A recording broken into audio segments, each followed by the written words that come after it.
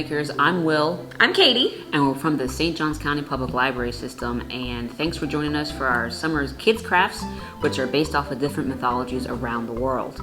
Make sure to stop into your local library branch because we also have books that talk about the different mythologies that these creatures come from.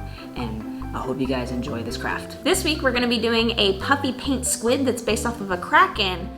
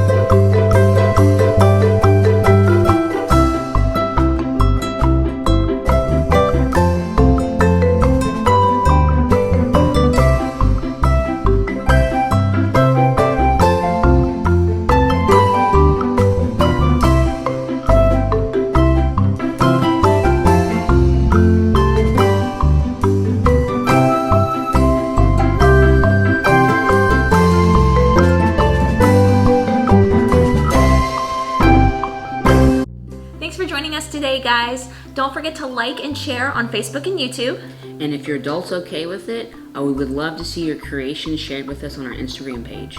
And we look forward to seeing you all next time. Have a great day. Bye.